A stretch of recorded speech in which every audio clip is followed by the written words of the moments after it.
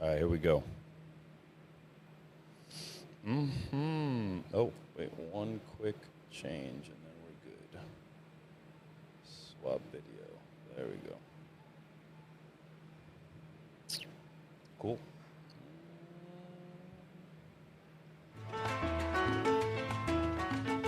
Sucio Talk Podcast, coming to you from Santa Monica, California.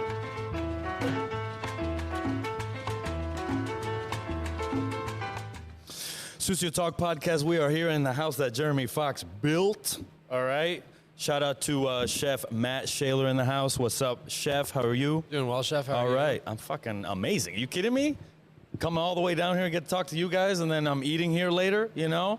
Then we got the general manager, Keely, correct? Yes. Okay, amazing. And say your last name for everybody, because it's awesome. Yeah. All birds, like the shoes. No, I'm wrong. It's all birds. Like, oh, those birds. Yeah. We're sitting underneath a plethora of Hoshigaki. Matt, can you tell us a little bit about this project and how long you guys been doing it? And Yeah, so this is, I guess, an inherited passion. Right. Started during the pandemic. Right now we're sitting under 600 Hoshigaki. These persimmons come to us from Murray Family Farms. Okay. But this is something that we started during the pandemic. Chef Fox had been talking about for years, and we finally pulled the trigger on it. Started with, I think, 250. Right. And then bumped it up the next year. Last year we did 2,500, No way. which was too many. Way too It many. was far too many. What number did you get to before you're like, this is too many? Was it like 1,800? Yeah, I think so. Yeah, I think so. Somewhere in the middle of it, like, no. It was one of those things where I had to. I said we were gonna do it, so I had to. So I Right. just tried not to think about it. So yeah, I mean it's found in a lot of different cultures. Hoshigaki, that word itself is the Japanese practice of Right.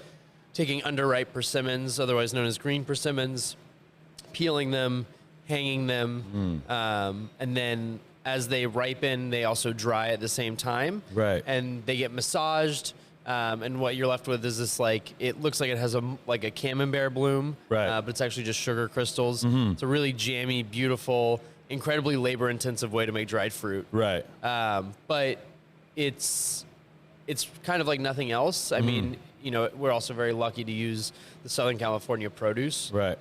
So it's not, you know, you can't start with something bad and end up with something good. So we start with something great, and hopefully we don't fuck it up. Right. But yeah, we get in a couple hundred at a time. We peel them. Traditionally, you'll find them with the stem on, but we've found that doing little like S hooks in them Right. is helpful. Okay. So those hang, they get massaged every few days, and then there's this kind of like feeling where it's not too dry, but it's not too soft, and then they'll come down, they'll get rolled, they'll go in and out of airtight containers, and then eventually that like really beautiful like frosty bloom will form on the outside. Okay. Got it. And then is there a time when you can go over, dry them too much? Yeah, they just become hard. Right. And actually, so we have like an archive of Hoshigaki throughout the years. Right now, they're all Haichia persimmons, but we've done Fuyus, we've done giant Fuyus. So we have kind of like, I don't know, probably 20 or so from each year that we've done them, just kind of sitting away as something to look at, I guess. Right. But every year they get drier and drier, and they'll become a little mealy. You know, we've had some over dried ones. You know, it's tough because you're not tasting the fruit beforehand, so Right. some will be not as sweet, not a high sugar content. And you know, we find ways to use the overly dry ones. We'll turn them into a jam, or we'll soak them into vinegar. But yeah, you can let them go too long for sure. Okay. Dope. Keely, do you have any hand in this project? Are you touching these persimmons? The only thing I did was just create where they're hanging. Okay, That's it. got you. Yeah. I mean, it's the dopest Hoshigaki setup I've ever seen. Yeah. So on it, you know, this the time and the fact that they're all hanging like at the same heights. It's fucking crazy. Yeah, You know? I think we collectively have a little bit of OCD, so it's Hey, that's the way, you know. Hey, you guys seem like, The infrastructure is the most helpful part, to be Right. honest. Because Okay. this is the best room for them. yeah. damn right. I was definitely telling her the high ceiling aspect of Yeah. this place. What was this before it was Birdie G's? It was the Santa Monica Museum of Art. Really? Yeah. Okay. And like Got you. before that, it was like a mattress manufacturer and like Right. a radish farm many moons ago. Really? Yeah, yeah. Okay. This whole Bergamot station is all like art galleries and stuff like that. And Got there's, you. like, a comedy club that just popped up in the back, the Crow. Which I is saw pretty that. I sick. saw that. So I'm gonna put this in your head right now. So next year for your 8 days of Hanukkah, we're gonna do post games in that fucking theater right nice. there. Nice. So you, the chef, Jeremy, whoever, boom, on the stage, just an idea. Help us out. And then hopefully we can get there. You know what I'm saying? Because I truly do feel like you guys, that's a big, daunting project to do. Guest chefs. Is it back to back? Yeah. It's 2 weeks, 4 days in a row each week. So Right. basically Monday through Thursday. Monday through Thursday, and then Friday, are you open for regular service? Yeah. Okay. Yeah. So talk to me a little about that. How do you, how do you treat a guest chef, basically? I'll just ask you, for all the cooks and chefs out there who are trying to do joint dinners, what's the best way to take care of a visiting chef? Don't say no. Right. I mean, we're pretty good about the yes chef mentality. Yeah. Which, say whatever you want about it. It is. Yeah, I've been very fortunate to be like a guest chef at other restaurants with Right. Chef Fox and in other capacities, and it's disorienting, and you don't know where anything is. Everything takes you about twice as long to do. Right. So keeping that in mind, it's like how do we make it as easy for them as like we can? Right. That we always encourage people to prep as much and bring as much, even if they're coming from afar, because it's very helpful to prep Cuts the variables. Cuts the variables. You know what you're working with. There are certain ingredients that you know in your area, but we just try to be as accommodating as possible. Like, Right. how do you like your coffee? Do you want something to eat? Just always anticipating what they want, and making sure the lines of communication are open, because things are going to happen. Definitely. So if something doesn't arrive, tell them as early as possible. Yeah. But just, yeah, really, like if they want it, they got it. Right. Like if you want $1,000 worth of uni, great. Okay, You're gonna we're get doing We're it. gonna Right. do it. Like, food costs be damned. We'll figure it out. Right. I mean, it's Chanukah. You know what I'm saying? Like, hey, we're celebrating out Yeah. here, So I definitely dig that for sure. And you see a lot of these types of concepts popping up. 12 Days of Christmas in Meadowood, Yeah. 8 Days of Hanukkah here.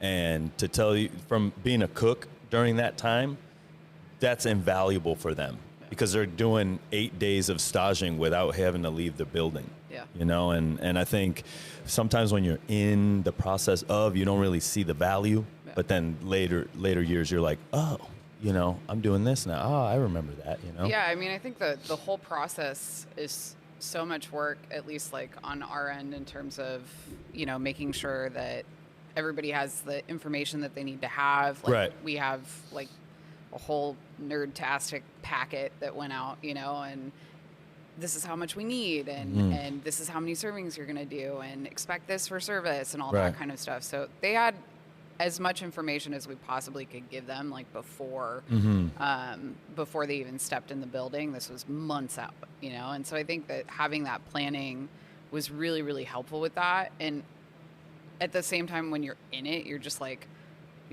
you have no concept of what is happening besides like just make it happen, like whatever we have to do. Yeah. And I think it's always like the week after, we're just like, holy shit, we cooked with Sean Brock. Yeah, it's fucking dope, right? Yeah. And then after you're like, we're pretty badass. Yeah. We like pulled that off. And I'm sure as, the managing team, you guys are working around the clock to make this happen, because you just need to, Yeah. which I was reading your bio a bit, and I just want to pull it up here so I have the right name. because you guys make an effort to do to work in a trauma-informed kitchen leadership, right? I was just reading that. I was like, I've never heard those words put together, and I just want to get into what that is all about and what that effort is. Yeah, I mean, it's very, very simply, it's just like acknowledging that like trauma exists, and like different things traumatize different people differently. Right. And so just with the knowledge that basically like people have baggage, and it's our job to make sure that we're not behaving in a way that kind of takes advantage of that. Right.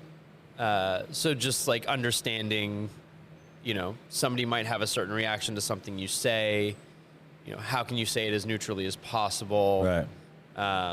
You know, if somebody is like quote unquote triggered, not to use like pop psychology words. Hey, but it's like, all good. If they are, you know, how do you help them regulate?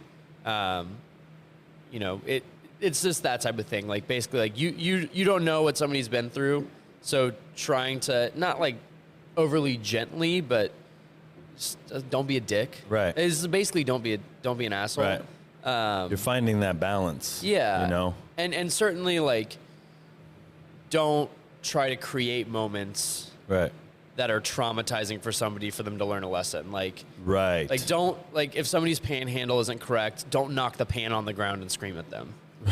Because guaranteed they won't do that again. Right. For sure. But like that's probably not the best way from point A to point B. No. Then they're just gonna do it to another person. Exactly. And depending on the person, it could be worse.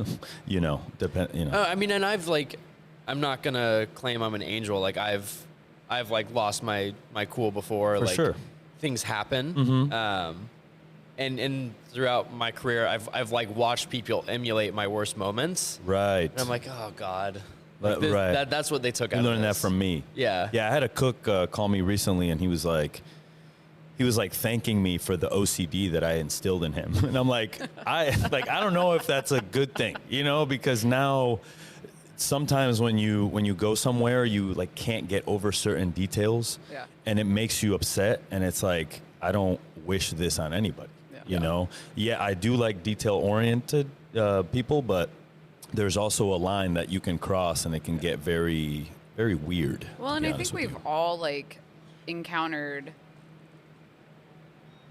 restaurants where it was rough. You know what I mean? Like it was really rough, and there was so much happening with other sectors of business where it was like you saw the Me Too movement, all of these things, and it's like, well, why is the restaurant industry the one that is like not acknowledging that, hey, like we've got some issues to work out, and just because we went through it, you know, doesn't mean that they have to. And I think that's been kind of like our biggest reminder for ourselves is like, yeah, you know what, me and Matt both, like we've both had instances where it's like, yeah, that was not the best interaction that I had with the chef, you know, and I don't feel great about any of this. Right. And, you know, how do we kind of lead from a place of empathy and understanding so that we still get the same outcome, but we're not doing it in a way that is gonna fuck somebody up. You know what I mean? Right. Cause them to go to therapy and be like, Yeah. my chef. Yeah. I've been there, man. I've been there. You know, I've driven home in the middle of the night in tears, like, I'll never make it. Like, I can't cook. I can't. Whatever the chef said to me that night is like what you take home with you. Yeah. And you beat yourself up a lot, you know? And I guess the biggest question that I have, and I don't know that I have an answer, is like, can you create, let's just use him as an example, a Jeremy Fox, right? Without the way that it was, you know, because ultimately, like, you're going to the 4-day work week, right?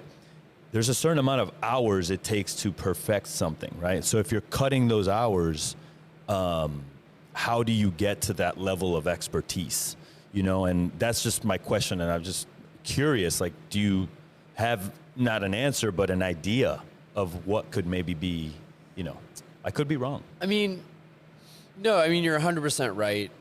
And kind of tangentially, that's why, like, when cooks get bored working a station for 5 months, I'm like, look at like a master, like woodworker. Right. Like they've made the same chair Yeah. far more times than you've cooked a steak. Damn right. And like that's the whole aspect of mastery. Right. For us in this like particular instance, it was kind of a trade-off. So yes, everyone works a 4-day week, but everyone comes in a couple hours earlier than they were before. And there's no prep team. Okay. So Everybody's owning the product. yeah, and there's no. I used to be of the mindset of like there are certain projects that only the chefs can touch, you know, protein butchery, certain sauces, things like that, which I think is pretty like classical in a lot of kitchens. But that out of like need to delegate, but also kind of improving everyone's skill sets, like that doesn't. Those walls have kind of been dissolved. So like you do all your own butchery, Right. all your own sauce work. So, you know, the trade-off is like, yes, you work one less day a week, but everyone's here still like, you know, 12 hours a day. Everyone's here from like 12 to 12. So it's a long day. Right. And I'd rather have it that way. Oh, me too. That's amazing. Me too. You know? I mean, I remember working 5, 12, 13-hour days as a cook, and some of that being off the clock. Right. But so it's that's the trade-off is like you're not walking in at 2:30 with a bunch of wrapped 6 pans made by a crew and you like haven't seen the start to finish. Right. You don't really have a connection with it. You're kind of a robot. You cut some herbs, you do some finer knife work, and then you start service. Here it's like, okay, I need to think about, I got to make au poivre in 3 days. Do I have enough meat jus? Do I like, okay, great. I need meat jus. Do we have chicken stock? I need to talk to the station next to me. They're making matzo balls. Do we have enough chicken stock to share? Like, it is a great example and kind of like just practice in being a chef and like knowing when you have to bring things into order and how far out you have to be, which I think is usually reserved for like those super awesome prep cooks that like you can never live without. Yeah. There's always one of them. Yeah. Somewhere. So, you know, it is, you learn those things that those are the skills that a lot of people have. And over the years, I've seen a lot of cooks like, you know, want to forego service and the excitement of service to like become a prep cook so they can learn how to like quote unquote really cook. Right. And I think you get both here. You have the lead up to service. You've got that anxiety. You've got that like fun stress. And you've had to make everything to get there. Right. You're not going to throw away a cup of sauce now. No, exactly. And you're right about that. Or anything. Yeah. It's like easy to throw away like if the bottom of the quarter cup is just not full. And you're just like, instead of putting it in a C cup, you're like, I'll cut more tomorrow. Exactly. And that is a big waste, you know, of everyone's time. Because you ordered it, now they're just throwing it away on the other end. You're losing money. You're like, where's the money going? I don't know. And I think honestly, like for us, we're not trying to make automatons here. You know what I mean? Like I feel like that's kind of automatons. Is that automatons? What is that? Like people who, you know, they just Robots. are on It's auto, a robot in disguise. You know, you give them a AI. specific line of code and that's what they go and do and they execute. Like we are trying to teach people to think for themselves. And, and to be perfectly honest, I actually think it's going to create better chefs because not only are we really trying to focus on ensuring that like they are a whole person mentally, right? But we're also trying to ensure that they are really starting to learn not just the one portion of the kitchen that they're responsible for, but they're trying to learn like the entire operation. A to Z. So it's really having that big picture mentality that that I personally think will create better chefs going forward and more chefs who are going to be opening their own businesses and doing their own things. And instead of it being kind of like attached to like one person and you just have little mini copies of that one person over and over again. You know? So, I mean, I think that's really the reason why mental health was a really big part of this in doing the 4-day work week. But it was also like, hey, we really want to create people who can go and do outside of these walls. Right. You know? Well, you're absolutely right because at the end of the day, they're representing you when they're out in the world, you know? And the worst thing that I've ever seen in my career as a chef is like you see this resume, the greatest restaurants in the world are on it, and the person's just a shit cook and a shit person, to be honest. And I'm like, how did they get here? You know? And it just like is astounding to me, right? But then again, you read the resume, it's like 6 months here, 6 months there, 6 months. And for sure, take 2 years and do that, but it can't be a 15-year just extravaganza of moving around. You know what I mean? How long have you guys worked for Jeremy in total for the company? I'm coming up on my 5th year. 5th year? Okay. Yeah. I'm coming up on 4. Okay. Yeah. And then Birdie G's open went 2019, correct? 2019. Yeah. Got it. So you worked with him before this open, no?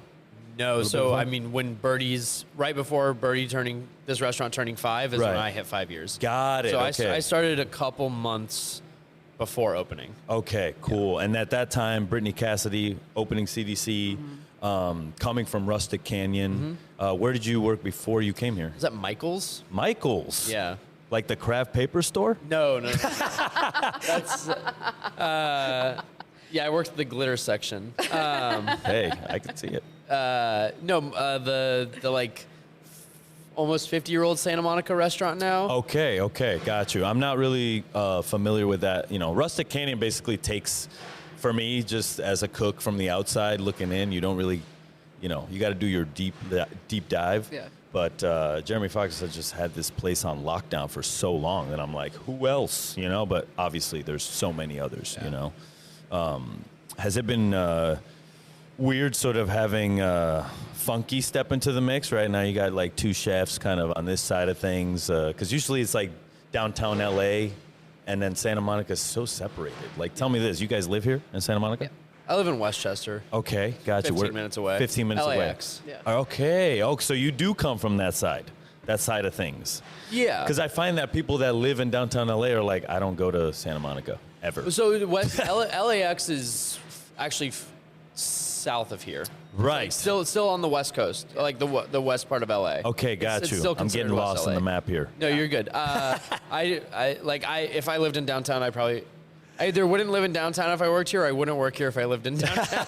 Yeah. That's a good way to put it. I That's a good way used put to it. live in Long Beach for like 2 years when I was working here. Okay. And Long Beach is pretty much equidistant Mm-hmm. from here to downtown LA. Yeah. Okay. Like, it is, the traffic's worse though. Oh, really? Like, I mean, I was commuting 32 miles every day, one way.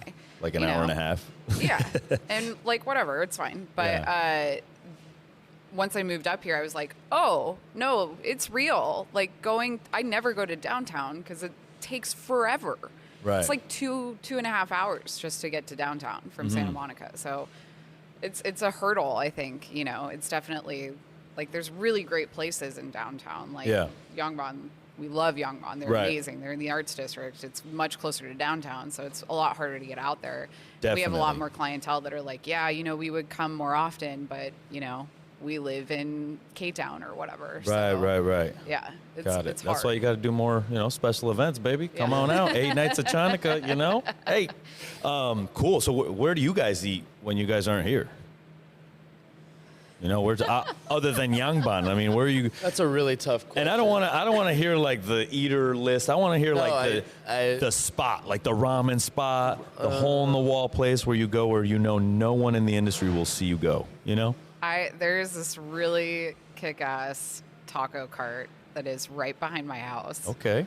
That is Not very far. so good. It's in Brentwood technically. It's like usually right behind the Ralphs on Wilshire. Yeah. And it's like this family, and their salsas, like, oh, Killer. I can't. It's everything is good. Everything is good. That's usually what I do. Okay. Yeah.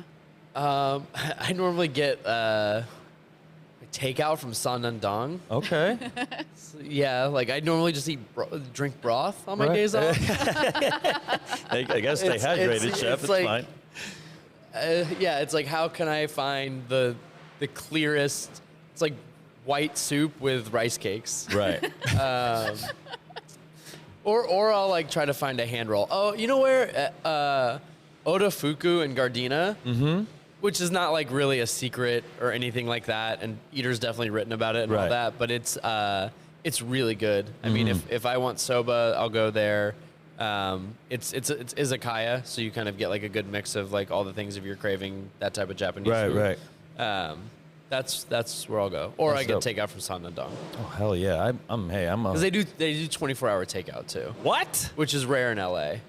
Well, you think about, I'm envisioning that kitchen at 3 a.m, like that cook. I don't want to think about Just that. like sitting there on his phone, just like wait for that order to come in, order comes in. They're like slammed. Yeah. There's because like That's they do. crazy. It's in K-Town. Yeah. They have a couple locations.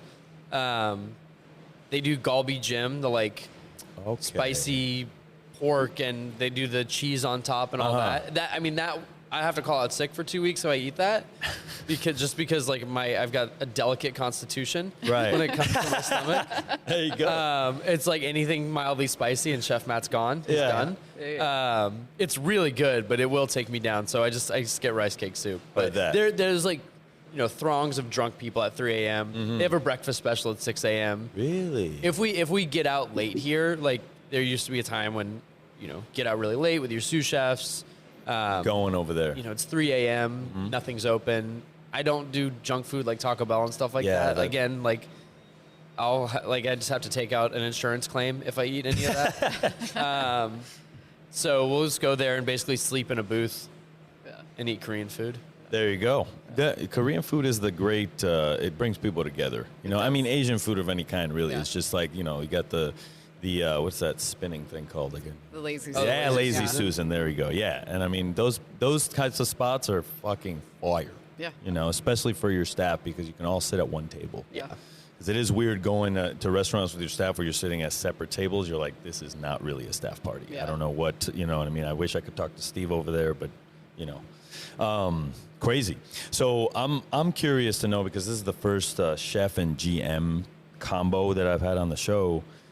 Could you shed a little light on your relationship? And I want to go, obviously, start with the positive things, but I definitely want to go into when you guys have hardship, when you guys disagree, how do you solve it, and, just so your staff also, because they're going to listen to this, can get a little bit of background into how decisions are made.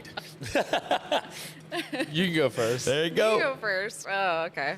Well, I think first and foremost, like one of the biggest things that I've seen in my career is like a lot of GMs kind of lord this power over the chef, and instead of having this like collaborative moment where it's like, hey, we're in this together, like we are the two most responsible people Right. for this restaurant, so let's not work against each other, let's work together. Right. And I think the biggest thing was we found that we both love Letterkenny. And There you go. Common ground. because we're very different. Like he's like, he loves, rap and hip hop and all that. Right. And I'm the metalhead in the corner. Okay. And, so it's having two very different personalities Right.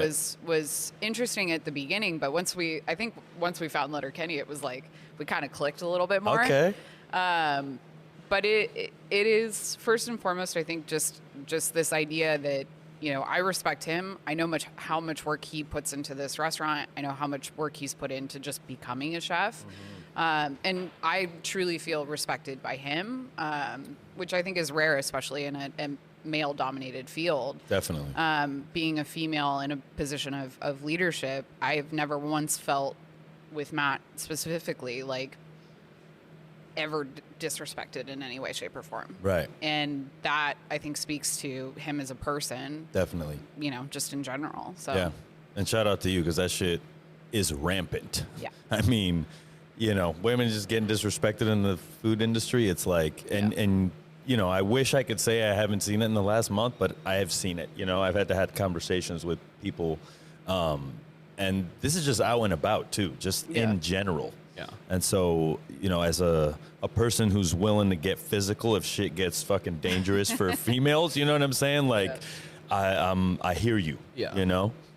And so, how long have you guys been working together fully? Like 4 years? Basically, you started before her, right? So whenever Yeah. she started. Yeah. When you started, did you start as GM? No, I was the AGM here. Okay. I actually got hired in March of 2020, so I had about 2 weeks before the pandemic. Okay, there you go. Did you guys obviously close during pandemic, but did you do takeout or? Yeah, so Keely took one for the team, so to speak. She went to one of the other restaurants in the group, And well, you were furloughed for a little bit, right? Yeah, I was furloughed for like 3 months, and then went over to Huckleberry, the bakery concept, Right. and was there for about 9 months, and then came back over here. God, when was that? Like 2021? Yeah, right as we were like doing the final reopen. Yeah. Right. I mean, But- there was a few back and forths, but COVID. Right. Hey, what are you gonna do? Yeah. I mean, props. Yeah. Honestly. So yeah, I mean, I remember getting a phone call because like I was also like woefully unaware of what was happening. Like I knew COVID and all that, but like I didn't realize that shutting down was like on the horizon option, or anything yeah. like that. I was also like in a phase where I just like my entire world was like just trying to operate this kitchen as a sous chef. So I just got a call and it was like, hey, all restaurants, all businesses are getting shut down. We can open for takeout. You can take furlough, or you can, essentially like take a pay cut and come back and work. And I was like, I'll see you tomorrow. Yeah. And I don't think we closed for a single day. Like Right. we just flipped it around, tried to sell, our regular menu as takeout. And kind of really didn't stop from there. Right. Like I say it with a little bit of envy because I didn't get the like pandemic experience that most people did. Right. Thank God. Me either. Because So I was working I too. just like came back to work and it was Same. just like it was just fewer Yeah. people in the building. Same. And that's a good, that first person I've met with that perspective, because not a lot of people work during that time. Yeah. And as a leader, especially your sous chef, I was chefing at Charter Oak. Motivating people during that time was extremely difficult. Oh yeah. Motivating yourself was extremely difficult. And it was weird, for sure, to have that I'm still working energy and everybody else is like, I'm good. Yeah. And you're like, but wait, I thought we were chefs. You know what I'm saying? And so it became that I was the only one in the room that was a little crazy about like still had the standards and still was going. And everybody's like, what's wrong with you? There's bigger things at play. Yeah. But I was like, I don't know. There's like been war since fucking, since forever. Yeah. Does it mean that I'm going to cook worse? Yeah. I can't let that shit, I can't care, basically. That's what I came up with in 2020. I can't care about that because I have so many things that I have to care about, which is this restaurant, the cooks, whatever. I can't care about what's going on in the world. And it's kind of selfish. And, there was a lot of times where people would be like, what the fuck's wrong with you? But at that point I was like, I don't know. Like, this is so weird and people are dropping like flies and I have no idea. So tomorrow wasn't promised. Yeah. So I was like, let's just fucking go. Yeah. Let's ride, but people are like, slow down, David. You know what I'm saying? I'm sure you felt the same. Yeah. I mean, it was just this undulation between, oh, I have a great idea, let's try it, and why am I even coming in? Like, there were days where I'm just like, what are we doing? Yeah. What are we doing? What is this? I sold, it's like, okay, I sold 5 things. Right. 5 things, not even 5 of one dish, 5 things today. I've been here for 10 hours. Yeah. Like, Literally one what is order. going on? Yeah. Had you done takeout before? No. What were some of the biggest lessons you learned doing takeout after never doing it, but being in the food industry?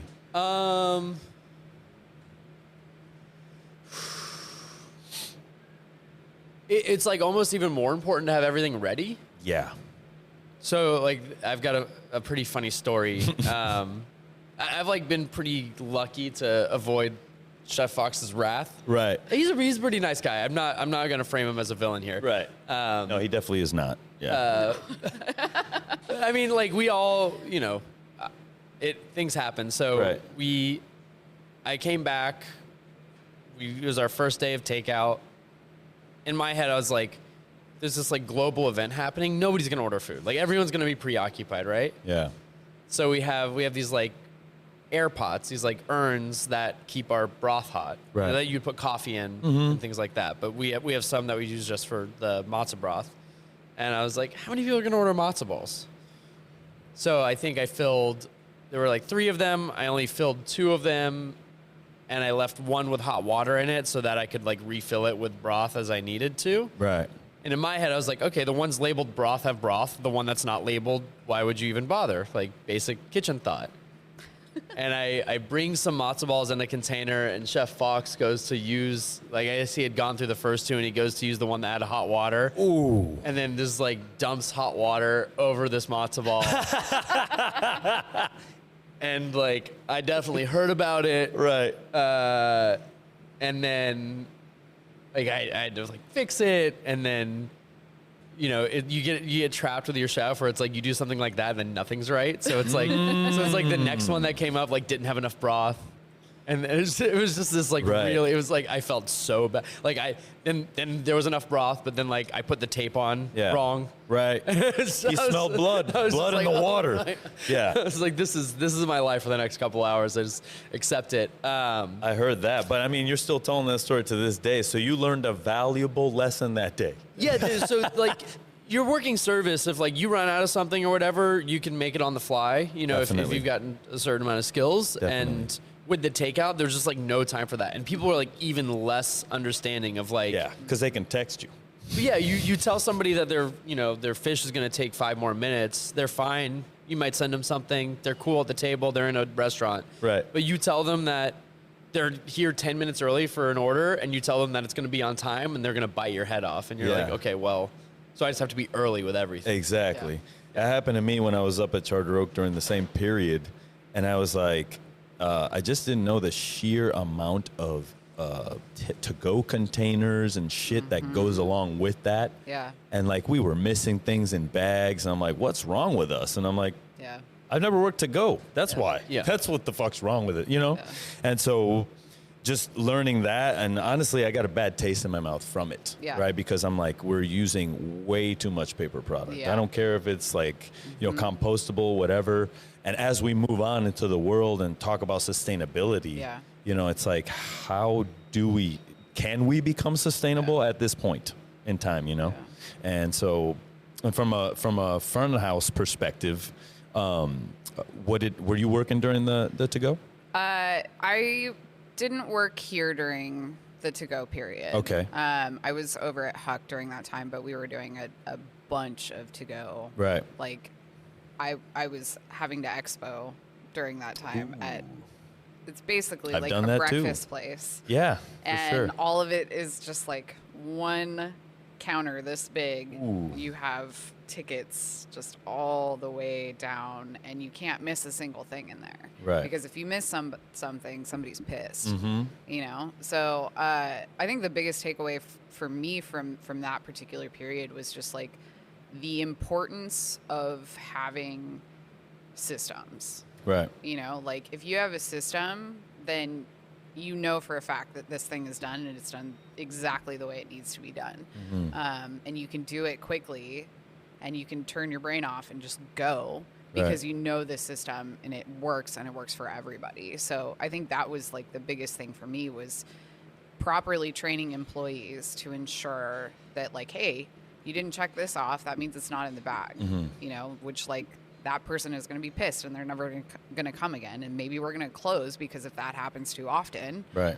like you earn a reputation, you know? So I think definitely for me, it was just like, be detail oriented, have your systems. Right.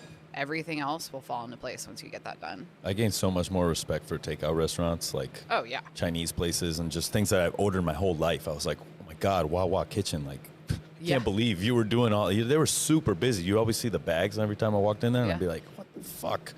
And now doing it, I was like, wow, it's tough. And it for sucks sure. too, because it's like, I know for me, the biggest point of being in restaurants was not having to be stuck in a place where you don't talk to anybody all day. Right. You know, it still is that interaction, that face-to-face interaction, that like, hey, we're getting to know you and we're becoming friends and all the things, and having it just be like a 2-second interaction Yeah. sucked. It was Definitely. demoralizing. And just the worst part of the interaction, the money Yeah. part of it, right? Yeah. Just like, fuck you. Hello? Yeah. Okay, see you later. And you don't get to see if they like the food Right, or right. hate it Yeah. or, you know, you have no idea. Once it's gone out that door, you're just like, well, okay. I Yeah. mean, And you learn that things don't travel well. Yep. You know, like you could have the bombest menu, but if it's not made for takeout, you're Yep. fucked. Yeah. You know? 100%. And so did you have to change anything around or? Like, Yeah. Like matzo ball is easy to recreate to go, right? But like what? Matzo ball is easy. We did a lot of like very simple, like chopped salad. Right. We did our relish tray to go, which is always like tricky because it's like, okay. The thing I don't trust with takeout is like, the second it leaves your door, you do all the things correctly, time and temperature. You know, you have safe practices, and then you put it in somebody's hands, and it's like, okay, great. Like if they leave it out for 6 hours on their counter, Yeah. I don't know. That one always just like freaked me out a little bit. Right. Like right. I just, yeah. Did we do it or did you do it? Yeah. Yeah. And then the person I mean, gets sick. in people's heads, you did it. But Always. it's like, it's always just like, please eat it now or just put it in the refrigerator. Right. Or put it in an ice bath. No, nobody's going to put it in an ice bath. But Making ice baths at home. yeah, I think, I can't remember. We like refused to do fries for a while. Right. I don't think we really did fries. And then we did fried chicken for a while, which seemed to work out pretty well. But unless it's soup or salad, it's never going to travel as well as you would hope it would. Right. Yeah, I mean we got smart. We did some things that made sense, but it was really just kind of like, we have a restaurant full of food. How do we make things that people are going to want to eat and not either have to put it in long-term storage or get rid of it? Got it. Okay. Yeah. Cool. And so as far as Birdie G's, menu and things like that, are you talking to Jeremy constantly about the menu, or are you just like making changes, no worries, like it's all good? The MO is to make changes pretty freely. Right. He and I will have conversations. We'll meet occasionally about kind of like directional movement in terms of the menu. But I have the freedom to kind of do things as we see fit day to day. Right. We're always encouraged, and more so than a lot of restaurants. So I'll talk a lot of like to people in the industry, peers, and like when I meet new chefs at events, they're like, oh, do you do like a big seasonal change? And that all feels very like too planned to me and almost a little corporate. And I understand why restaurants do that. Like, trust me, there's a lot of like, it's much easier to execute a big menu change when you have it planned in these stages. Definitely. But I've always been encouraged to be a little bit more organic. And if you see something that would make a good dish, make the dish, sell it as a special, even if you only have 5 of it. Right. Like it's always worth it to be doing new food. Keeps the cooks engaged. It does. Yeah. And so it's kind of like, I don't know, we'll probably do, if I'm in a groove, if I'm in a groove and the sous chefs are in a groove, we'll probably make new dishes 1 or 2 a week. Sometimes less frequently. Right. But the thing with the Birdie G's menu is you have this like, I don't know, scaffolding of staple items. Okay. So like we're never gonna get rid of the Caesar. It will always have a roast chicken. That might change what the set is, but it was jerk chicken, which was one of our sous chefs, like previous sous chefs of the opening team. His name's Jeremiah. This is jerk chicken for a long time, and then when he left, we switched it to a lemon pepper chicken, and that really hasn't changed. Right. So you have these staple items that may get a seasonal update or may get a change when we get really, really bored of it. Cool. But those are the things that exist here to create some familiarity for the guests. So it's like you come in and there's always going to be a matzo ball soup. There's always going to be the chicken. You're always going to have the steak frites section. And then among that, we'll add and change different things. You always have some sort of seasonal cold vegetable dish. For a long time, we were making different terrines every week, and it was just kind of like whatever we felt like making. So the specials and pretty much everything around those staple items just change as much as we want them to. And we tend to get bored pretty quickly here and Right. want to change things pretty frequently. It's great. It's definitely difficult for the front of house staff. Yeah, definitely. I was about to ask her, like, how the hell do you keep up with all these changes? And training your staff to, like, just be dynamic and learn. It's not easy. I think one thing that does work in our favor is, like, I would say most of the staff probably has ADD in some way, shape, or Okay. form. So I actually think the constant change is what has kept a lot of people here, because it's not Right. boring. You know what I mean? Like, I've worked in so many restaurants. I worked in a restaurant for 7 years. The menu never changed once. And I get it. I understand it. And it works for them. And that's great. But for me, it was like stifling. I was Right. so bored, you know? How do you sell if you're, like, bored? Yeah, it's like, yeah, this is the good thing and blah, blah, blah, blah, blah.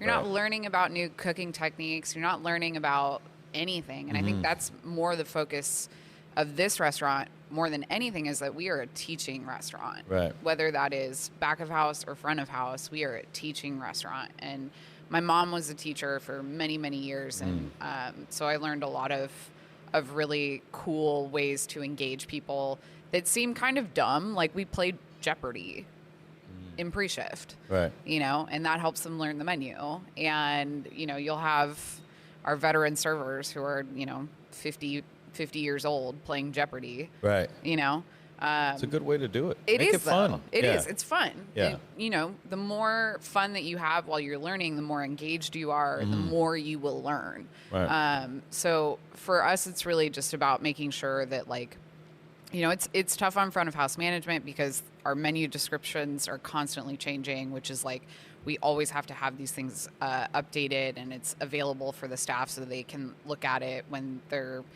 coming in for their shift or whatever, and see whatever changes, and they know all of the ingredients and all of the dishes. Because we also have a lot of guests who have allergies who come in, Definitely. like crazy allergies. Yeah, and like sesame seeds just start popping up out of nowhere as like a major allergen. Oh no, ours is recently has been fish and mushrooms. Really? Yeah. Yeah. Super, and like to the point where cross contamination is an issue. Right. You know? Yeah, that makes it difficult Yeah, for sure. and because we do so many like garums and Yeah. all of these things, A you lot know. of sneaky, For sure, yeah. I sneaky mean, allergies. you got to. Yeah. You know? So I think in all honesty, like, I think it's one of the things that keeps the staff here is the fact that it is dynamic. Mm-hmm. You know, otherwise, what are you doing? Yeah. How big is the team? See, the kitchen team. It's two sous chefs. Okay. Rachel Ulancy and CJ Sullivan, and then junior sous chef. His name's Giancarlo Serrano, and then he's hourly, and then including him, there's probably 11 line cooks. Okay. We have 6 or 7 porters at any given time, and then front of house staff is a little bit larger. Yeah, I would say all in all, we probably have 30-ish servers, support staff, bartenders, hosts, all the things. So, Got you. And are you creating schedules, like all that? Okay. And you said it was a teaching restaurant. So is there any excursions you guys take? You guys go anywhere? Or bring wine people here or whatever it is? We do classes. Right. I'd like to do. I've been telling Alex Weiser that we'd be doing a tour of his Malibu farm for like far too long now. That we actually need to do it. But you're open 7 days a week. We're right? open 7 days Yeah, a week. It's tough to It's get a little away. bit It's difficult. tough I to mean, get away. I'm always like trying to do the next thing to like bring people in and teach them more. Last year we did a day where everyone signed up in the kitchen, and if they wanted to, they came in and they each had their own pig's head, and we demoed how to debone a pig's head. That must have been a sight. And then the next day, one of our cooks described it as peeling a fruit. Yeah. It was really is. weird. He was like better than me, and he had never done it before. And he's like, it's like peeling a fruit. You know, that's You're funny. a psychopath. And you're funny that you say that, because there has been a couple projects in my life as a chef that have been really tough. And it takes me until someone puts it in a perspective like that, that I'm like, oh, and then I get it. And then I can do it quickly. And it just takes a person to say some sick shit like that to make you go. Yeah. So that's dope. Where'd you get the pig heads from? Peas and Barnett. Okay. Yeah, Oliver. Got it. Yeah, so we deboned them, we brined them, we roll them up. Right. We basically made like copa de testa. Yeah. And then that went on the menu. Okay. But also like, and this is a teaching moment on multiple levels where I encourage everyone here to, if they want to make a new dish, make a new dish. Definitely. Like few requirements, you have to be set up. You know, so it teaches you how do you find time in your day to do those things. Right. And then if you want to make a new dish, I'm here to talk to you about it. I'm here to, if you want to talk about the idea, I'll sit down with you and talk about the idea. You know, but I'll order the things for you. You know, we can go to the market together, and that's about where it stops. Right. Because, you know, when you're a chef, you know, if you're a CDC and you have somebody kind of overseeing what you're doing and kind of giving you guidance, and you want to do a new dish, they're not going to be here being like, okay, now is the time to do the new dish. It's like, no, you have to write the schedule, you have to make sure everything's good, and then you have to make the new food.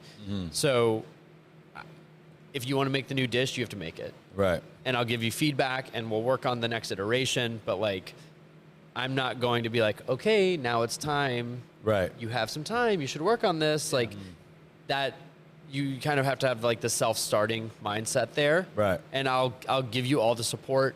Again, you'll have all the infrastructure to be able to do it. But if you're telling me you want to make a new dish and you never do the thing, I can't really help you there. Right. You can't do it for them. Yeah. You know? It's a bit like the Montessori approach. Like, people are going to learn what they're interested in. Yeah. And that's something that we have done with the front of house as well. Like, we're going to be having a wine class coming up in the end of the month. Back of house is invited. They're more than welcome to come if they'd like to. It's an hour long. You know, our sommelier will talk about whatever. And the biggest thing is, like, she put out a message saying, hey, like, what are you guys interested in? What do you want to learn? And it's pretty apparent, especially for our team, that it's like, if you don't want to learn about it, you're not going to learn about it. And I think it's also that little bit of that ADHD part as well, where it's like, if you're not interested in something, you're not going to give a shit. Right. You know, you're just going to sit there blankly and just stare at Instagram or whatever, you know? So we really kind of foster this environment where it's like, there are no stupid questions. You know, ask any question that you possibly have. We're not going to make you feel like an asshole because you asked something that maybe you should have learned a long time ago, you know? Right. But the staff comes to us with these ideas and we're like, yeah, great. Let's figure it out together. Got it. You know? Yeah. That's dope. So you guys include, do you have any sous chefs? You have any people under you? I do. I have an AGM. I have a service manager. I've got a really wonderful events manager who takes care of like all of the big events that we do. That's tough. That's like, because you got to deal with chef and you got to deal with you, and it's like, it's hard to get answers. Yeah. And it's just like, you know. Yeah, definitely a difficult job. And the space is hard too. Yeah, I can see that. Yeah, like for the sure. space is definitely something where it's like, we have a private dining room, but you know, people want to be in the main dining room and feel that energy and that kind of stuff. So it's a whole thing. But yeah, I have a events manager, and then Stephanie Redding, who is our bar manager, and Demetria, who is our sommelier. So that's kind of like my team of people. And you know, Demi knows so much about wine. You know, she's really learning how to do a program herself, but also like teaching the rest of the staff. And Steph is incredibly knowledgeable about liquor. One of her bartenders does like a Twitch, just kind of about the history of cocktails and that kind of stuff. Oh, that's dope. On Twitch? Yeah. Cool. Yeah. And that's the cook on Twitch now. Bro, that's the future. Yeah, it is. I'm telling you, get a camera up there and just stream your service. I'm telling you, in about a year's time, you'll have a bunch of subscribers and making money off Twitch. Love that. Like, there's places that are doing that right now, and They got the in real life. That's what people are into. So people are actually like filming themselves 24/7 and putting it on there and making millions. You know, but honestly, that's hard work. Yeah. You know, as any food influencers, people think like, oh, that's easy. I'm like, now that I'm editing podcasts and shit, I'm like, that shit is hard, and I don't want to do that. And, you know, and I went to a tasting menu recently. It was 12 of us, very intimate. But there was this one influencer who like whole setup. I mean, you couldn't even talk to her because she had her camera in front of her, and she's like eating really dramatically in front of the camera. And I'm like, I don't know that I would want to eat that way. You know, I would love the easy money. You know, that's easy, right? Yeah. But like, I don't know that I would want to ruin it. You know, like sometimes I look at cooking and I'm like, I love it so much that I know at some point I can't do it anymore as a job. Yeah. You know, because it'll take it away from me a little bit. Yeah. And just like we said about the transactions, like just the fact that there's like money involved in shit kind of takes the passion away from it. Yeah. How do you guys distribute that passion? You know, like as you said, you're working in this fair kitchen environment where you can't really fully go out, right, and like just let all your emotions out, which is how it used to be, for the good and the bad, right? Because let's not just say that it was all bad, because there was those times where in those kitchens everyone was like had this like energy, like a fucking you know, machine that just devoured everything in this place. And do you guys I forget what the fuck I was saying.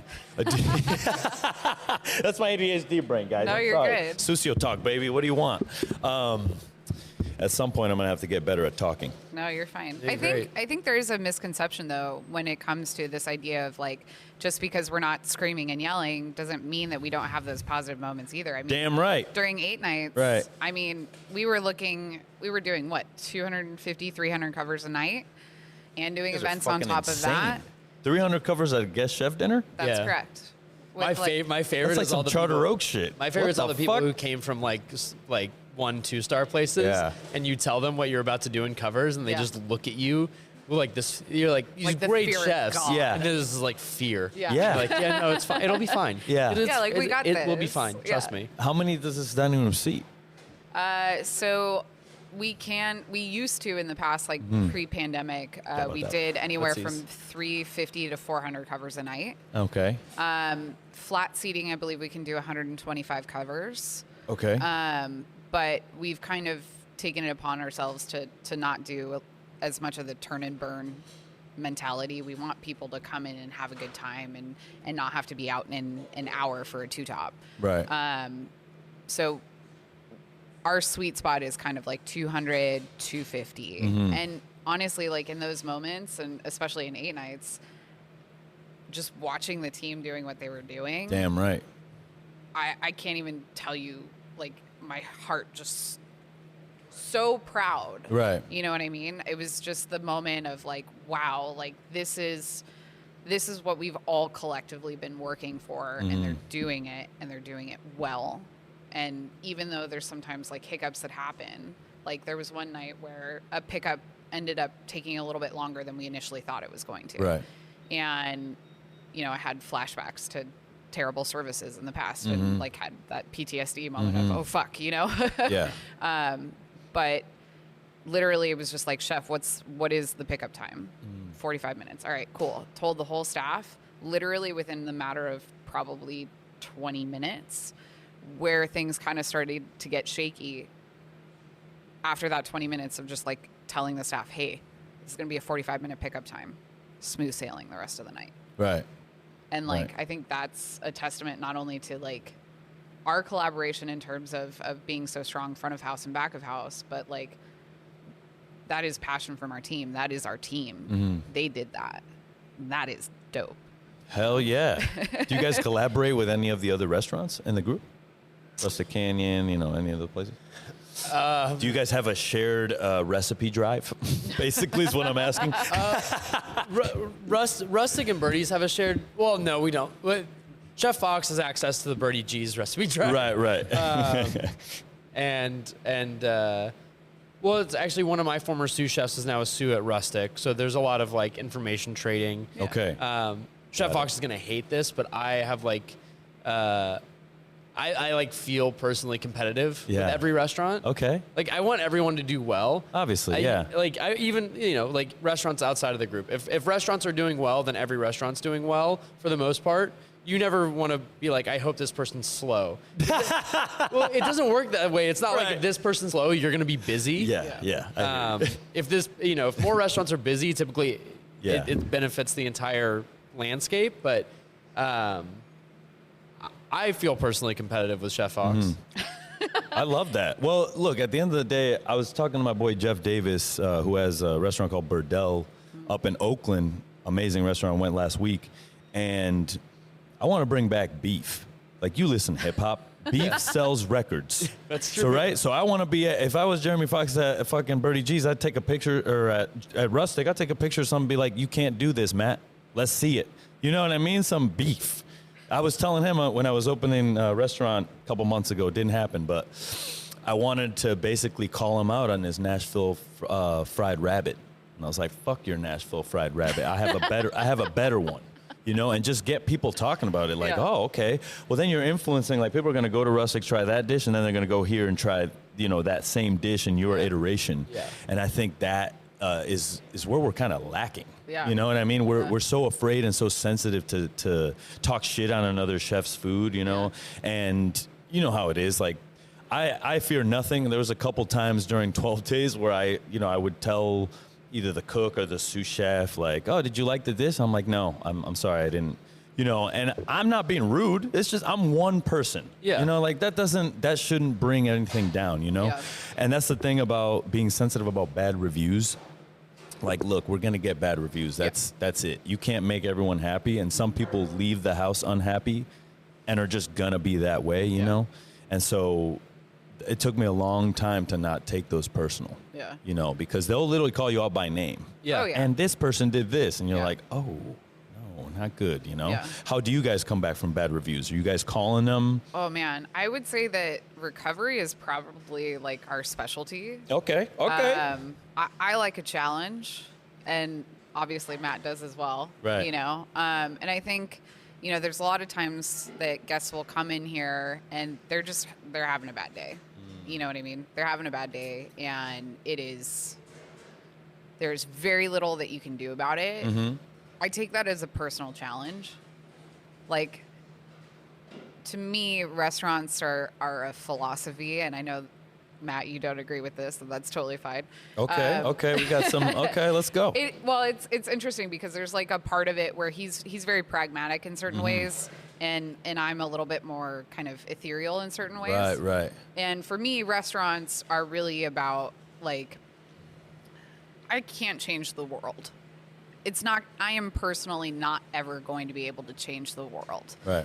But what I can do is change my little corner of the world. And I can show people kindness when they're having bad days. And I can try my best to do whatever is in my power to do to try and change somebody's day for the better. And I think that's why we are so good at recoveries, is because we have an understanding of, like, hey, like, the world is a fucked up place. Damn right. It is fucked up. And there's so much, every single day, there's just more and more shit happening. And, like, the fact that people even come in here with a smile on their face, I think is a testament to just the human spirit in and of itself. So for us, it's really about, like, hey, like, how can we make this person feel a little bit better today? How can we be a little bit kinder? How can they show that kindness then going out in their own lives? Yeah. And kind of create this almost like mycellular kindness transaction throughout the world. Right. So for me, recoveries, it's very much like, I'm going to do my best to make you my best friend. And we've had quite a few, there's definitely, there are some people who come in and there's nothing you can do. Right. And that's okay. That's on you at that point. Yeah. It's no longer on me. That's But we have quite a few guests who like are regulars now, Right. who started out with, like, not the greatest experience. Sometimes the best friendships start, and, like, in the kitchen especially, because you're Yeah. like, fuck that guy, kind of, you know Yeah. what I mean? Like, I'm going to take his job, or, like, whatever it is, that competitiveness. It's not a bad thing. You're not looking to, like, put them out in the street or put them out on the street. but it's definitely feeds the energy of like, we need to get better, right? And I think now just listening to all this and putting it all into perspective and being in this room and just looking at the Hoshigakis, it's like how you do one thing is how you do everything, you know? And like you guys across the board are communicating the same thing. And that is very hard to find, even in the best GM chef relationships, you know? Yeah, so. I think we're pretty lucky. I mean, I feel personally very lucky to have Matt as, you know, a partner in this. And, you know, everybody disagrees. Right. You know, I think that that's one thing that we're really good about is like overall communication, you know? Seeing each other's perspective. Yeah, I think it's problematic if you agree on too many things. Yeah. Definitely. There's just like, I don't know. There needs to be the push and pull. There's You don't want to be always surrounded by yes people. Yeah. damn right. And so it's, Yeah. yeah, I mean, if you are, then nothing changes and you're Right. typically not challenged to think in a different way. And it's helpful as a chef to have somebody else be right. Yeah, definitely. When you're taught that, like, you know, I was taught like the chef's always right. right. And I think that's damaging and problematic, but more so it's just like, yeah, you know, it's, if we agreed on everything, it would be very boring and probably less good would come out of that. But I mean, with that, you have to hear each other out. Yeah. Definitely. You know, like that's where the good relationship comes into play. It's like, okay, if you guys disagree, cool. Can you find a way to come to a conclusion? Not even an agreement, but a conclusion. Like, this is what we're gonna do. Right. Is that how you take care of sort of like if the staff is having a disagreement about something? You know, how do you coach that thing? I think you have to understand that front of house people and back of house people are very different people. Definitely. You know, front of house, you are dealing in emotional transactions. Yeah. Every single all day day. long. Yeah. And so you have to approach front of house a little bit differently than you have to approach back of house. And for me, it's about understanding that I'm not always right. Right. I'm not always right. It's impossible. I'm human. I'm going to fail. I'm going to make mistakes. And I extend that to my staff as well. You know, you are human. You are going to fail. You're going to make mistakes. And that's okay. As long as we are learning from those mistakes, that is the only thing that matters. Okay. You know, if it's a repetitive behavior, then it's like, okay, we got to figure this out. But I think for front of house, it's much more about like, hey, like, what's going on? Like, let's have a conversation. Like, why are you habitually late? Like, Right. what's happening in your personal life that's making this the case? How can we help you get here on time? You know? And it's not easy because you're having to play therapist a lot more than you probably want to. Yeah. Definitely. You know? Yeah, because I even look at therapists and I'm like, you're taking on that trauma. Oh, You know, yeah. you're taking on that shit. How do you then cleanse it all away? It's called countertransference. Oh, okay. And it's something that you heavily avoid. It's like really good therapists are really good at not having countertransference. Really? Yeah. And so how do you know this word just like off the top of your head? My What do you- wife's a therapist. Okay, got you. I'm like, what do you... Yeah, that's another really good thing. Okay. His wife is a therapist. And so that- there's an actual like study up on how to do this. Yeah, There's, that's like, like when rules you and- when you go to grad school, like part of your curriculum, like one of the things is countertransference, and like that's why the best therapists also have therapists. And Right. it's also helpful, like as a therapist, you can have a supervisor, not in like an administrative role, but as like somebody to kind of help you take Right. that like 10,000 foot view. But yeah, I mean, not to get too much into it because it's not my profession. And Right. I know more than the average person, but not as much as a trained professional. It's not about you. Right. This is not about you. Yeah. Like your client can scream at you. It's not about you. Yeah. Your client can say it's about you. It's not about you. Yeah. So how do you listen Right. and not take that home with you? I mean, it's harder than it seems, but it's also easier than it seems. It's very simple. But yeah, I mean, that's the word. It's kind of transference. Okay. Do you find yourself employing some of the, like, do you find yourself asking your wife, like, hey, I got this problem. I need some help me, you know? She gives you a different perspective in that well-learned, like, I know the mind, you know? Ish. Okay. Ish. It's kind of a rule, a boundary to not really bring much work home. Okay. That's a dope boundary. Yeah. It's helpful because especially like much earlier in my career, I would come home and just spiral and like replay scenarios and like get really loud and like, you know, my wife's like, it's 2 a.m. and you're really loud. Right. So I am a big proponent of therapy. I go to a lot of it myself. Okay. You know, it's kind of like the responsible thing to do. If you're fortunate enough and privileged enough to like have access to therapy, it's expensive. Right. It's often not covered by healthcare. Right. It's, you know, you got to shop around for a therapist that matches well with you, and so Yeah, that's the crazy part. I was in therapy a little bit as a kid just because I was doing really bad in school. My mom didn't, you know, she didn't know why. And then she got transferred to another place. So she was like, stop. And this was after like maybe 6 sessions. And I was like, oh, this is fake. Like, Yeah. it's transactional. Yeah. You know, like, yeah, you care, but you don't care enough to like, you know, risk your therapy license, you know, over like going out and actively helping me. Yeah. You know?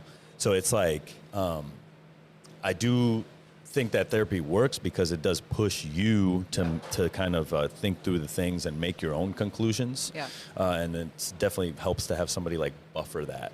you Oh know? yeah. Yeah. For sure. I think it's funny too because it's like, for you, your wife is like very much like work is a work.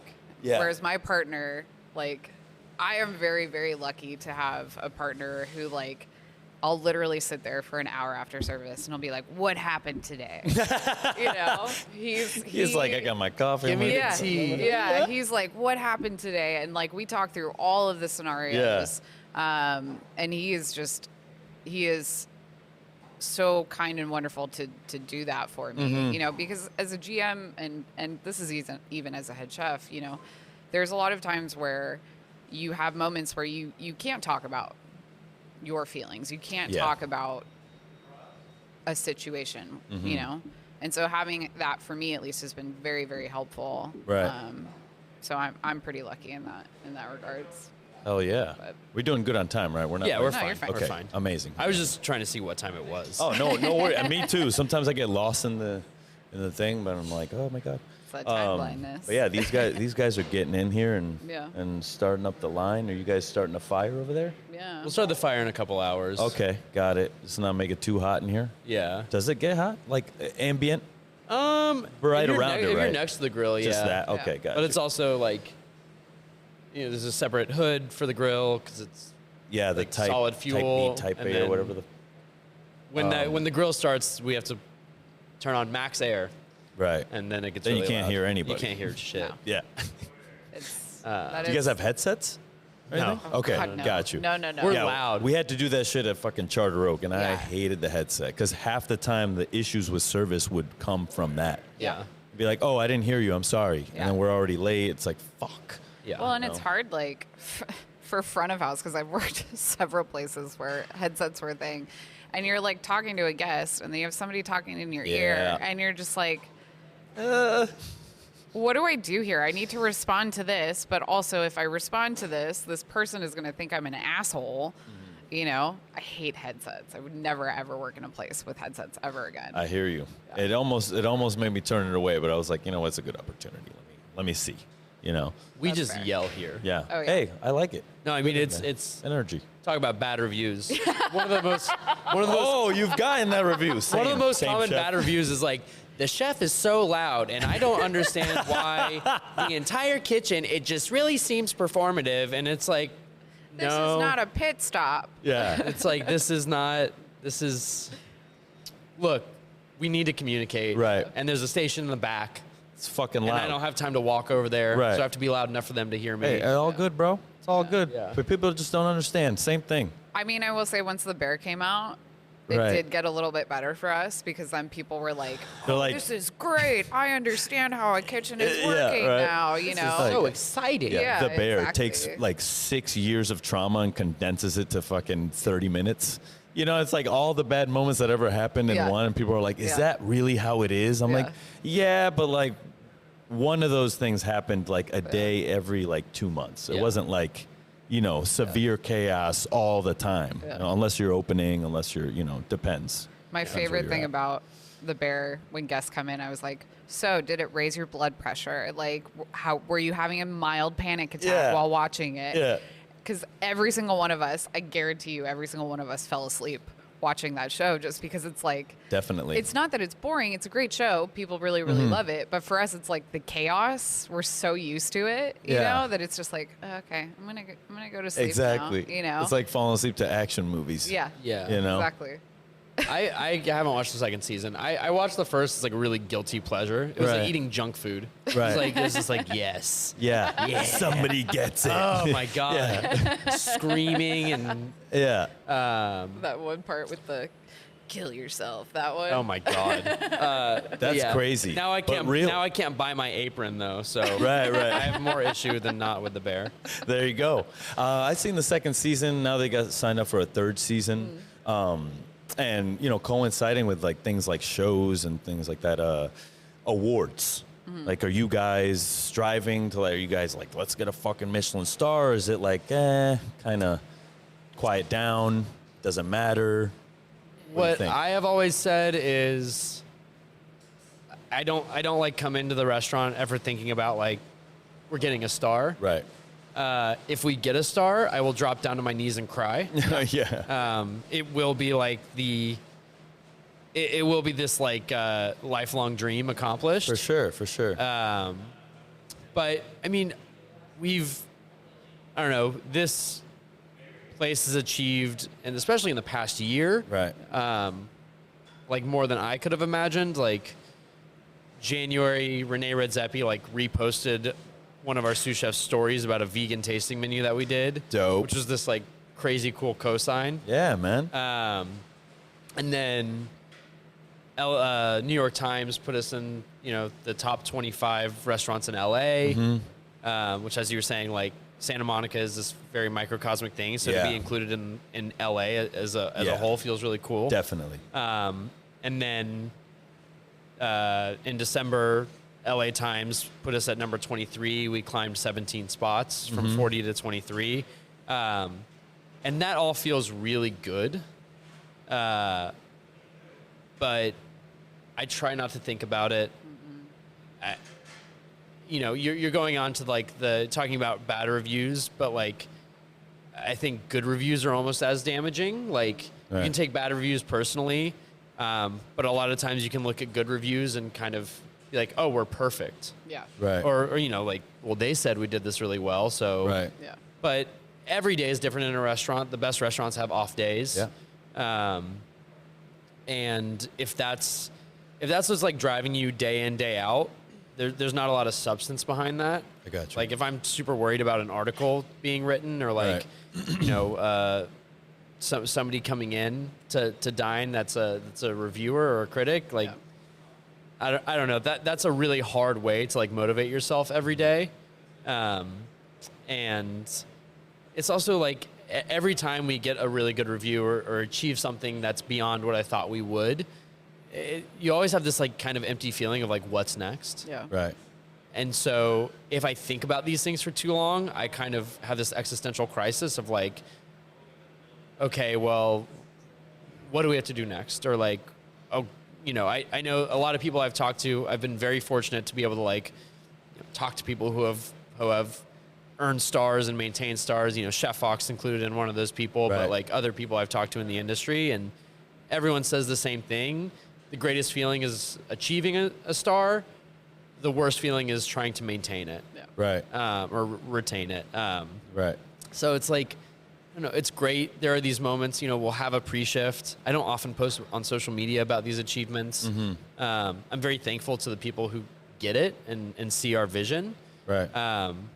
But I don't know, everyone's showing up on time, and in large enjoying their time here. You don't enjoy every second of every day, but that's kind of the thing that motivates me and that I care about more than anything else is like, do I feel good about the food coming out tonight? Do I feel like everyone is engaged and actively getting something out of this? Is this going to have been an impactful place for them to work? And in the diners, is this going to have been an impactful place for them to eat? Yeah. That's really the most important thing. I don't know. Like, the media machine, you need it to run, to be successful. But asses in the seats. Exactly. And so there is a big importance to it. I really try not to get lost in all of that because I just don't want to like depression spiral. Yeah. If we, say we go to 25 next year on the 101 list, like still really good, but you move down 2 spots and you start beating yourself up and you're like, oh, we had a worse year than last year. Right. I don't know. It's kind of, I look at a lot of chefs and like meet them in person and I'm like, oh, you're crazy. Yeah. And it's like, okay, there's a lot that contributes to somebody being that, but like, there's a lot of really unnecessary pressure put on people to like, not only do you need to keep a business operational, but like now you're concerned about the public eye and people kill themselves over this. Yeah. No, I mean, like, literally. Yeah. 100%. No, it's to be very real about it. I mean, I'd say I remember the year, this is, I don't know, probably 9, almost 10 years ago. Like, let's see, Josh Ozersky, it's like editor-in-chief, or like he did Grub Street, basically. Okay. Like very big proponent of the New York food scene, but like just very big proponent of food in general. He passed of a heart attack, and then I think in that same year, Amaro Cantu, the chef in Chicago. Yeah. He had. I think he dropped. One of them just dropped on the line, I believe, or something. I think that wasn't more international, but right around the same time. Amaro, I think, not to be too grim about it, but he hung himself in his new restaurant space, like before it was opened. And, that's like really terrifying to think about. Right. And so, yeah, I mean, I try to find like intrinsic motivators, like what within myself excites me about the job and brings me in here and makes me want to do a good job. Yeah. Right. The extrinsic motivators, the like outside source, I don't know. It's a short-term fix for like a very something that you want to be long-term. Exactly. Even if you don't stay in food forever, like the cooks here need to be. You don't like the thing that makes a successful cook and a successful chef is that, like, is your station clean because I'm gonna ride your ass if it's not, or is it because you want it to? Because you want it to be, and like 10 times out of 10. You are more successful if it's because it's the way you want it to be. Right. I'm here to help. I'm here to like create structure and guidance and like consistency. Right. But I'm not going to tell you to make your bed. I will tell you to wipe your station down, but like that should really be something that you want. And if it's not something you want, you don't really last that long here. Yeah. Mm-hmm. And I think overall we've made it more personal for each of the staff members. I think accolades are great. They're nice. But if you're not happy with what you're doing, then there's no point. Like if you cannot find happiness in what you do every single day, then what the fuck are you doing there? And I think for us, like for front of house, we always call them these hot dog moments, after the famous 11 Madison Park they don't need any more. They don't need any more like. Yeah, I know, but they're it's fine. The They're doing fine. You don't need to mention them. Okay. Just kidding. I just feel like anything they do is like, oh my god, they're doing vegetarian food. Everybody's like, what? But it's that mentality of like, of taking anything that you possibly can for that guest that is in front of you and making it the best experience that you possibly can. Right. Like, for instance, we had one guest who came in and he was like an artist in the area, and his wife. He and his wife joined us for dinner, and I was chatting with the table or whatever. Come to find out, the next day she was having surgery for a brain tumor. Right. And they had no idea whether or not she was going to survive. Wow. And like, just in that moment of me being like, oh, this is quite literally your last supper, potentially. Mm-hmm. Like, what can I do to make it so that this is a memory that is a good one that really sticks with you? Got you. My partner had spinal fusion surgery many years ago, and I remember the night before he had surgery, it was just like I couldn't sleep, couldn't do anything, and we were just like, you know what, like, fuck it, let's go have a last meal somewhere fancy. And that moment for us was so meaningful that, like, every time he had to have surgeries coming up, it was like, okay, great, let's go have the last meal. Right. And so literally she was just like, I just want a teacup. And like, we couldn't do a teacup because we only had like 4 in house at the time. And I was like, I'm really sorry, I can't do a teacup for you, but I can do a plate. They left. They had a great time. Literally thought about this woman for 2 years, just wondering. Wonder if she survived. I wonder how everything went. Last month, they came back in, and she was there, and she had told her daughter about the experience that she had here. Whoa. And like, her daughter gave me a big hug and was just like, thank you so much for taking care of my mom, Right. And that, to us, like, to me, those are the moments that matter. Right. I could give a fuck about a Michelin star if I'm not having those interactions on a at least monthly basis. Right. That is the point for me. I don't need any of the other things. All food is about, at its base level, is about human connection. And literally the most, like, elemental level of humanness is you have to eat. And if we can just make that experience something amazing, however we can do that, that's it. That's the thing. That's what we have to strive for. And we have to get better every day to do that, Right. So that's the Michelin star. That is our Michelin star. Yeah. That's the way I see it too. I'm like, maybe I don't have, a Michelin star at the restaurant or whatever, but I got one in here. Yeah. And that goes way farther than anything else. Any Absolutely. accolade, any fucking article, whatever it is, Yeah. 100%. And so big picture, obviously, you never stay somewhere forever. We're all cooks, we're all restaurant. What does the future hold for you? What do you see what do you want? Do you want your own restaurant? Do you want, to move somewhere crazy? And I'm trying to become the oldest person to join the ATP tennis tour. okay. No. Well, you got the hair, bro. You got it, I told everyone I would include tennis in this podcast, and I finally found my way. There you go. Do you play tennis? I do. Do you love it? Yeah. I'm not gonna go too far Okay. into it, but like, it rivals my passion for this. Really? Yeah. So that like opening the new thing my of balls, God. is that legitimately like what they tell the me? feel, the sound, the smell, like seriously, like in that order. Yeah. Like Yeah. the tension of the pull tab. Right. And then all of a sudden that crack. Yeah. It's like opening up a can of like Coke on steroids. Right. Yeah. And then you peel it back, and then you may cut yourself like opening up a tin can in a Right. restaurant. And then the smell is great. It's probably terrible for you. Yeah, definitely. Like, somebody's gonna have like some weird form of mesothelioma from it. But, like, There you go. If you played tennis from 1986 to 2023, you may be the Dunlop ball. exactly. When did you first start playing it? High This is school? awesome. I played as like a teenager. Okay. I played competitively, but not very well. Right. I played in high school.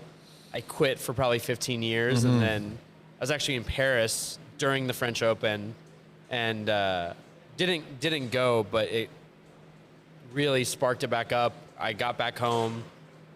My wife had booked us lessons. Oh, damn, We went and bought new son. rackets. She Okay. had never played, so she got into it with me.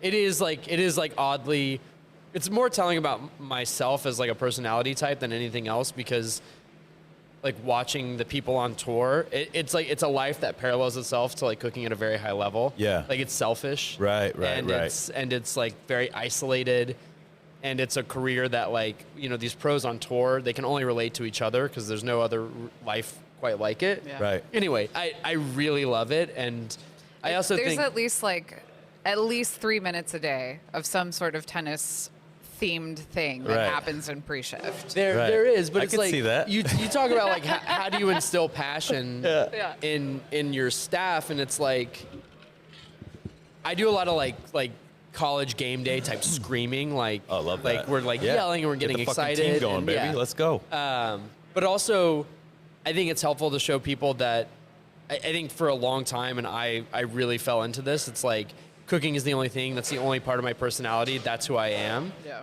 And if you have other creative or like other outlets to be passionate in, I do think it frees up your brain to think a little bit better in the restaurant.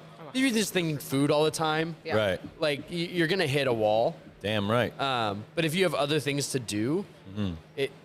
you know, there's like a whole like neural pathway thing that we can talk about, but Mm. like it really just does benefit the job. And you know, if it's a healthy activity, then it benefits your job as well, performance, things like that. But you know, you stand at pre-shift, and everyone's like, okay, here's the menu change. You know, there's a routine to it, which is necessary. But then it's like, okay, we talked about food. We talked about, okay, here's the wine. Here's the by the glass. We have a discount on this. Right. You give somebody 2 minutes of something else that like maybe they don't even care about. Right. But it's like it keeps people engaged. I keep them guessing. I like that. Like, just talk about something that's different in Pre-meal pre-shift. scripts. Yeah. And then people are like, okay, then you go back to like, Right. you know, the agenda, and they've had a little bit of a break. Now they can pay attention. Yeah. You know, you talked about something that you're passionate about, which is oftentimes infectious, even if the people don't care about the subject. Right. It's just the energy. But to go back to the original question, I would like to own a restaurant in some capacity. I think the popular thing for a long time was like, oh, everyone wants to move to a place that's 2 hours outside of a major metropolitan area and start a farm and a homestead and like, Yeah, I hear you. or, you know, like and this is not shade. It's a Right, great right, restaurant, right. but like the single thread model. Right, right. But like, you know, they're not the only people that do that. Like Definitely not. Blackberry No. Farms, all this stuff. That's not really. I think that was just kind of a trendy idea and sounds nice, but like Right. a small place that does something well, Yeah. that's focused, with a small team. You know, I love the restaurant here, but one of the biggest challenges is that we're such a big restaurant. Right. I understand you. And for so, sure. like, just a place that requires less of a lift every day to get up and running. You know, it's like being like, instead of trying to operate like an international Airbus, you know, starting like a small prop plane. Right, With right. like very few issues and making a short flight. That's kind of the goal, is like, we can do some charcuterie really well. We do a handful of dishes. It's really good. It doesn't take everyone in the city to make the financials of the restaurant work. Right, right. And everyone's just happy. right. Yeah. That's fucking great. Hell yeah. I am not somebody who's, which is kind of funny because I plan everything. Yeah. I am very much a planner. Okay. I do not have a dream like that. Okay. I think it would be fun to be able to be in a 30-seater and really be able to like get into the nitty-gritty detailed stuff that you can't get with high volume. Right. I would love to be in a place that, you know, has the ability to get even more technical. You know, I was an art and art history major in college. And weirdly enough, like metalsmithing and cooking have quite a few things that interlap. And I love learning all of the techniques in the kitchen. So having some place that's like a little bit, has more technology that they're able to use to really kind of do crazy shit, that would be fun. But I don't have a plan. I don't really see like any that. point. I like that a lot. Life happens. Yeah, fuck yeah, it does. And like, sometimes you get opportunities and take the opportunities when you can, and the rest of the time just focus on trying to make yourself and everybody around you as happy as possible. Right. That's Okay. it. Fuck yeah, guys. You guys, just talking to you, I'm like, damn, I want to work here. You know what I'm saying? Like, it's, you know. We're hiring in the kitchen. I mean, dude, when you can attest to this, like when you have so much responsibility other than cooking, you just kind of wish sometimes that you could be a line cook. Yeah. You know, you look at these guys and they're like, they have their set of issues, you know, with whatever's going on. Yeah. And you're just like, man, I wish I had your issues. You know, Oh, yeah. Like, you don't want to be in meetings hearing about fucking, you know, all the dumb shit that you have to hear about when Yeah. you're an executive chef, because it's not all rosy all the time. And Yeah. let's face it, I think right now in where we are in history is the hardest time to Yeah. be in the food industry. Yeah. Just across the board everywhere. Prices are high. Yeah. The labor, you know, you have to pay them more, which obviously just inflation of everything going up with Yeah. the rent and shit. Yeah.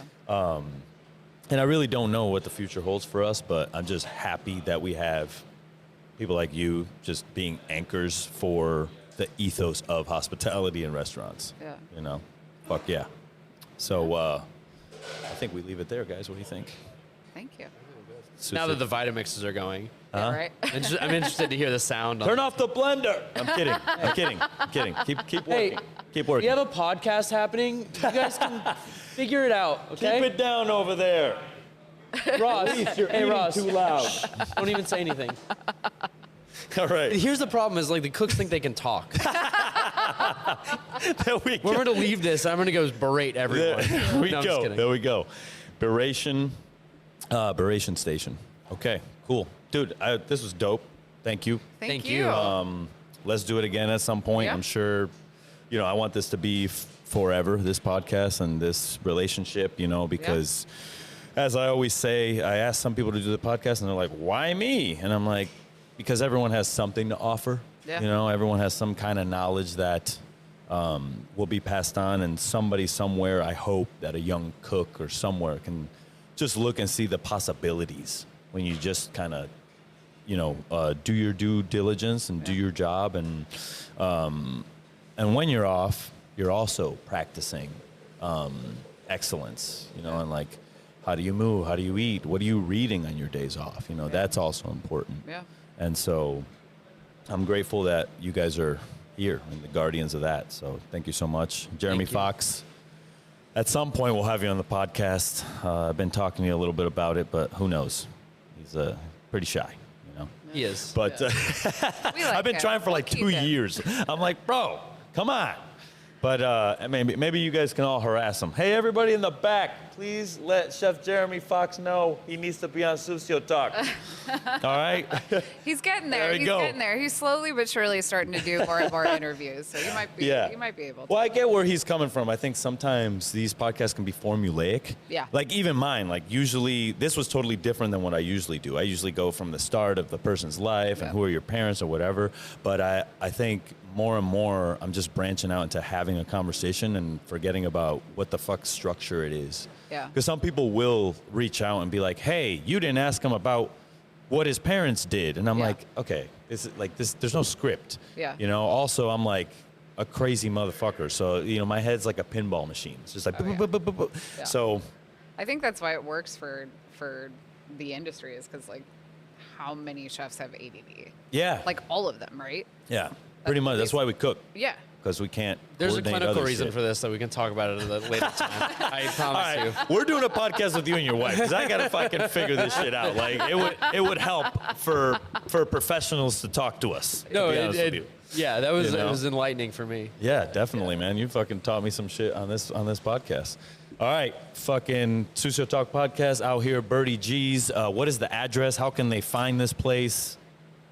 We have a GeoCities website. Okay. We're 2421 Michigan Avenue, Okay. Santa Monica, California, Dope.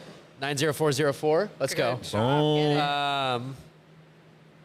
Get it. Bergamot Station. Yeah. Birdie G's. Our There's phone a number. Metro Our link. phone number is really good, but I can't remember what it is. 310-310-3616. There we go. Yeah. And how about you personally? Where can we find you? Where can we follow your stories? Oh God, I am not a social media person. She was like the top She is on 5 social on the media. podcast. She's like, oh, I'm really kind of nervous. You're like over there enunciating and like you killed it. All right. Thank you. I appreciate that. You start putting yourself out there, more because I am on Instagram. Okay, what do you got? It's my first and last name, Keely Alberts. Okay. It's very boring. It's just a lot of pictures of my cat. Okay. So. Hey, Like that. love cats, I should just give out my cell phone number. No, I don't want that. Give out your email. It is I'm Matt Shaler Official Okay. on Instagram. Okay.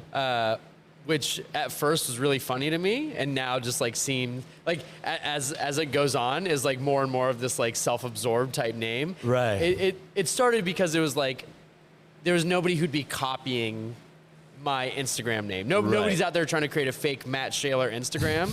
So when people put the official, it's like okay, Yeah. this is the real one. Yeah. The real. So it's like an Instagram nobody would ever try and copy or mimic or try to pretend to be me. And so I threw the official on the end. And then now it just seems like I view myself as very self-important. But there's too many tags. There's like too many tags now. It's just Matt Shaler Official. It's fine. You've really thought about this. You're Yeah. like, what do people think about my Instagram? Yeah. Oh yeah. I think about it too, and I'm like, I spend way too much time on this fucking app. Same. I'm to the point where I'm just gonna, I need to give it to someone else. I don't want to look at give him it. a fidget toy. Oh, a fidget spinner? Literally, I had to give him a fidget toy because that's his go-to. Is when we're chatting and we're having a conversation. He's on Instagram. Right. I'm not even That's the paying way- attention. I'm just like flipping. Yeah. Right. It's just like the thumb. It's literally just the motion for him, and so I had to get him a little fidget toy. Or I'm Right. watching if I'm watching Ben Shelton win tennis on Instagram. Yeah, that's fair. But you're paying attention. Ben Shelton. I am. Yeah. Right. Hey, you got to have those little mental breaks throughout the Yeah. day. The fidget toys are helpful. Yeah. Shout out to my mom. Every Okay. Christmas, she gets a fidget toy. I think it's meant for me, but they go to the chefs. Yeah. So Okay, dope. Well, maybe next time I come on the show, I can get one. You know what I'm saying? I don't even know what these things are. I'm like, there's fidget spinners? What? oh, there's so many. There's like these little bubble popper things that you get. Yeah. The last one I well, got was like it's like a. I don't even know how to explain it, but it's like you just. It's like do two this. suction cups, Kind of sounds like on a pen on like a clicking. little. Yeah. Yeah, like pen clicking is really Yeah, good. Yeah. I like when I sharpen my knives, which I can't do. I don't do anymore because I don't cook. But like when I am active, when I don't have dull knives, I like test it on my thumbnail, and Yeah. it creates these little like, grooves. Right. So that's a really good fidget. Is like Oh, feeling the grooves in my yeah. thumbnail. You're right. But that's the thing. Like that's our whole thing is like, hey, we all are a little bit nuts. Let's figure out how to make it work Yeah. Right. and do what we need to do. You Yeah. know. So. Do the due I love diligence, that. baby. That's how we got to do it. I'll come back down to LA at some point. Shout out to everyone. Shout out to the cooks in the back. Just fucking head down over there, Blue Apron. I see you. I'm gonna come harass you guys later for dinner. I can't wait to yeah. have dinner. By the Hell way, yeah. We're excited. I'm We're really excited. Really excited. Yeah. Bring my girl over here. It's gonna be dope. All right, Sucio Talk podcast. Peace out, you punk bitches. Next week. Yay.